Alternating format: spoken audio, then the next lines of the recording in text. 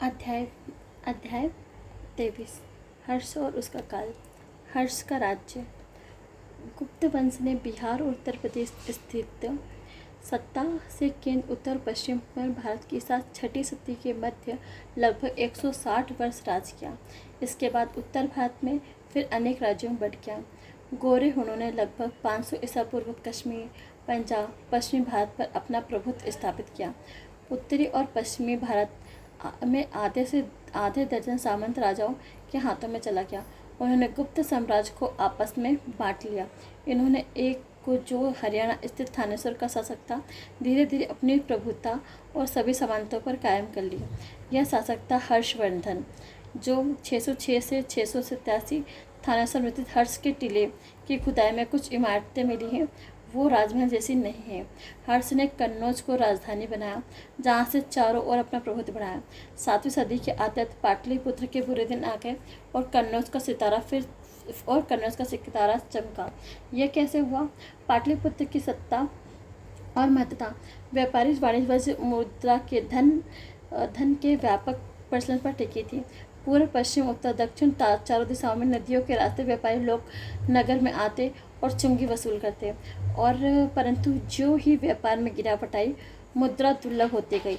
अधिकारी व सैनिकों को नगद वेतन के बदले भूमि अनुदान दिए जाने लगा। त्यों ही नगर का महत्व समाप्त हो गया। वास्तविक शक्ति स्कंधवारों और फौजों पड़ाव में चली गई। बड़े भूभाग पर प्रभुत्व रखने वाले सैनिक महत्व के स्थान प्रमुख हो गए। एक ऐसा स्थान था कन्नौज, जो उत्तर प्रदेश के फर्रुखाबाद जिले में पड़ता है। वह 6ठी शताब्दी के उत्तरार्ध में अचानक राजनीतिक संघर्ष से चढ़ गया।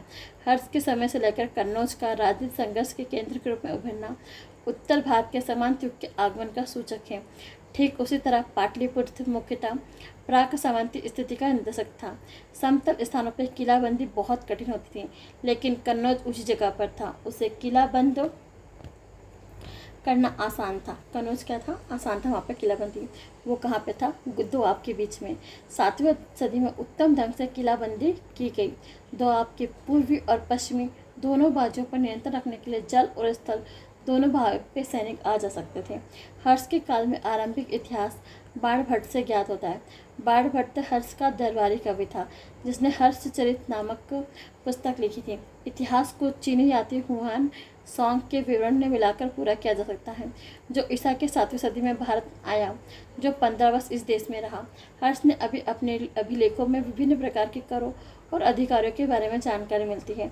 हर्ष को भारत का अंतिम हिंदू सम्राट कहा गया है, लेकिन वह ना तो कट्टर हिंदू था, ना ही सारे देश का शासक। उसका राज्य कश्मीर को छोड़कर उत्तर भारत में था। राजस्थान, पंजाब, उत्तर प्रदेश, बिहार प्रत्यक्ष नियंत्रण में था, लेकिन उसका दरबार उससे कहीं अधिक क्षेत्र में लगता है सीमांत राज्य उसकी प्रभुसत्ता को स्वीकार करते थे। पूर्वी भारत में उसे मुकाबला करना पड़ा गोंड के राजा शशांक से, जिसने बौद्ध गया में बोधि वृक्ष को काट डाला। 619 में शशांक की मृत्यु हुई और यह शत्रुता समाप्त हो गई। दक्षिण की ओर हर्ष के अभियान को नर्मदा के किनारे चालुक्य वंश के राजा पुलकेशिन ने रोका। पुलकेशिन आधुनिक कर्नाटक और महाराष्ट्र के बड़े भूभाग पर शासन करता था। उसकी राजधानी कर्नाटक के आधुनिक बीजापुर जिले के बदामी में थी। इसको छोड़ के हर्ष को इन किसी तगड़े विरोध का सामना नहीं करना पड़ा। वह देश के काफ़ी बड़े भारत पर राजनीतिक एकता बांधने में सफल रहा। प्रशासन। हर्ष ने अपने साम्राज्य का प्रशासन उसी ढर्रे पर किया जिस ढर्रे पर गुप्त वंशियों ने किया। फर्क यह है कि हर्ष का प्रशासन अधिक सामंतिक और विकेंद्रीकृत था। हर्ष के पास 1,000 घोड़े, 1,00,000 घोड़े, 60,000 हाथी थे।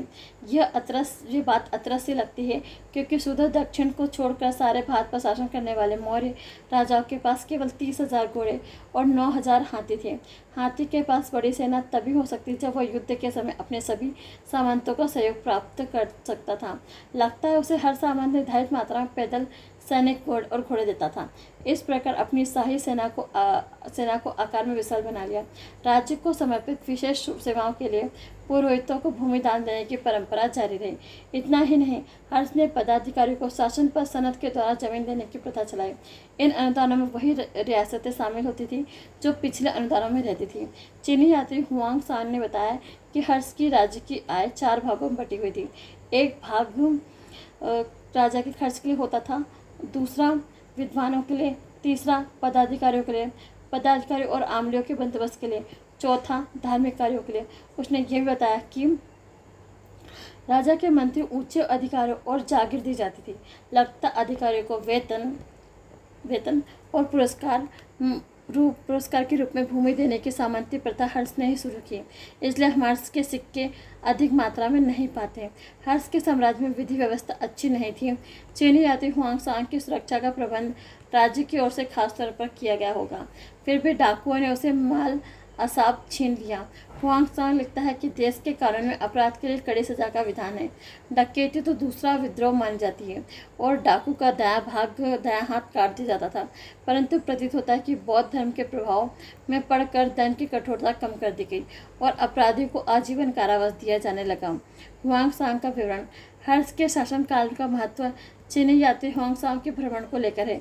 चीन ने 629 में चला और सारे रास्ते घूमते हुए भारत पहुंचा। भारत में लंबे अरसे तक ठहर कर 645 में चीन लौट गया। वह नालंदा विहार अर्थात बौद्ध विश्वविद्यालय, जो बिहार में आधुनिक नालंदा जिले में था, पढ़ने के लिए और वहाँ से बौद्ध ग्रंथ बटोर कर ले जाने के लिए आया था। हर्ष के दरबार में कई वर्ष बिताए और भारत में व्यापक भ्रमण किया। हुआंगसांग के प्रभाव में हर्ष बौद्ध धर्म के महान समर्थक हो गया और उसने इसके लिए उदारतापूर्वक दान दिया। हर्ष के दरबार में उस समय जीवन का असजीव वर्तन के लिए सजीव विवरण लिखा और यह विवरण फायरन के विवरण से कई अधिक भरपूर और विश्वसनीय है। इससे तत्कालीन लोगों के आर्थिक और समाज जीवन तथा तत्कालीन धार्मिक संप्रदाय पर काफ़ी प्रकाश पड़ा। उक्त चीनी विवरण से प्रकट होता है उस समय पाटलिपुत्र पतना अवस्था में था। वैशाली का भी वही हाल था। इसके विपरीत दोआब में प्रयाग कन्नौज महत्वपूर्ण हो चले थे। कहा जाता है ब्राह्मण और क्षत्रिय लोग सादा जीवन जीते थे। सामंतों और पुरोहितों का जीवन विलास में था। इससे भान होता है कि ऊपर दो वर्णों के बीच वर्गभेद या स्तरभेद आ गया था। ब्राह्मण और क्षत्रिय दोनों वर्णों का अधिकांश लोग खेती करते थे। हुआंगसांग ने शूद्रों को कृषक कहा है। एक बात महत्वपूर्ण है कि धर्मशास्त्र और अन्य प्राचीन ग्रंथों में शूद्र को 3 वर्णों का सेवक माना गया है। चीनी यात्री मेहतर, चंडाल और अछूतों पर नजर डाली। वे गांव के बाहर बसते थे, लहसुन प्याज खाते थे। अछूत लोग नगर में प्रवेश करने पर पहले जोर जोर से आवाज़ करते थे ताकि उनके स्पर्श को बच सके। बौद्ध धर्म और नालंदा। चीनी यात्रा के समय बौद्ध लोग 18 संप्रदाय में बटे हुए थे। बौद्ध धर्म के पुराने केंद्र 2 दिन चल रहे थे। सबसे विख्यात केंद्र नालंदा महाविहार था, जहां बौद्ध भिक्षुओं को शिक्षित करने के लिए एक बड़ा विश्वविद्यालय था। कहा जाता है कि 1,10,000 छात्र थे जो सभी बौद्ध भिक्षु थे। उन्हें महायान संप्रदाय का बौद्ध दर्शन पढ़ाया जाता था। यद्यपि नालंदा के सभी टीले की खुदाई नहीं हुई है, यद्यपि जो भी खुदाई हुई है, इमारतों का शानदार समूह प्रकाश में आया। इन इमारतों का निर्माण नवनिर्मित ईसा की 5वीं सदी से लेकर 700 वर्षों तक होता रहा है। खुदाई में जितने भवन निकले हैं उनमें से 10,000 भिक्षु रहने लायक जगह नहीं है।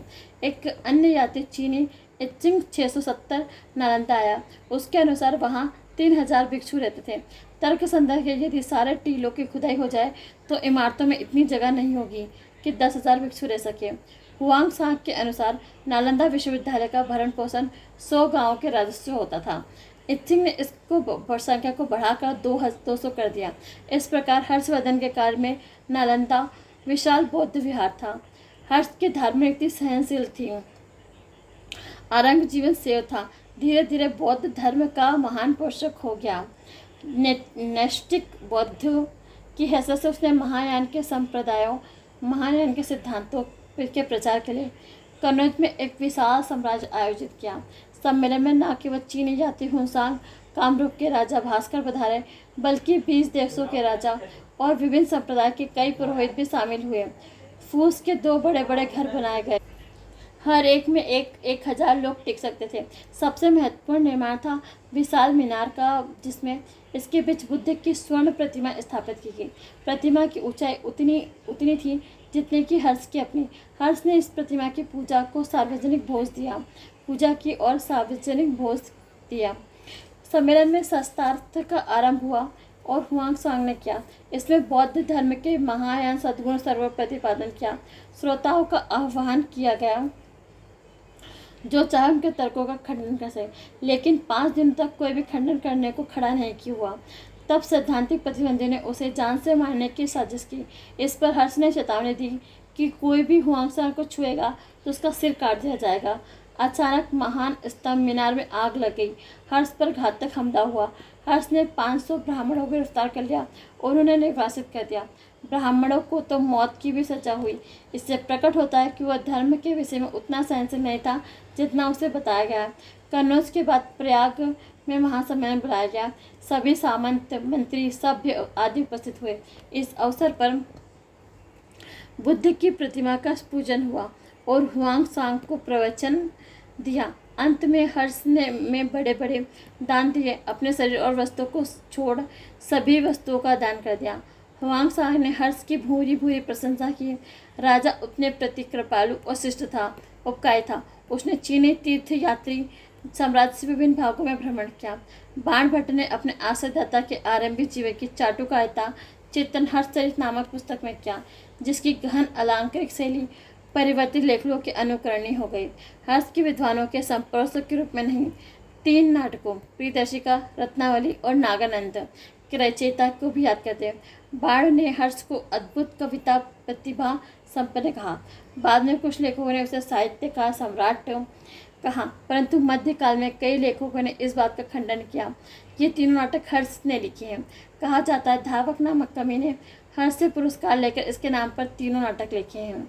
हो सकता है कि हर्ष ने स्वयं कुछ रचना की हो, परंतु कहावत है राजे केवल नीम हकीम फकीर साहित्यकार। राजे केवल नीम हकीम साहित्यकार होते हैं। वास्तव में प्राचीन भारत और मध्यकालीन भारत में हम पाते हैं कि राजा ने काव्य कौशल सहित हर प्रकार के गुण आरोपित किए जाते हैं और ताकि उसकी ख्याति बढ़े। यह प्रवृत्ति जो समुद्रगुप्त के समय ही दिखाई गई थी, आज प्रथा हो गई है। हर्ष के समय से ही यह प्रथा संपूर्णता सुप्रतिष्ठित हो गई है।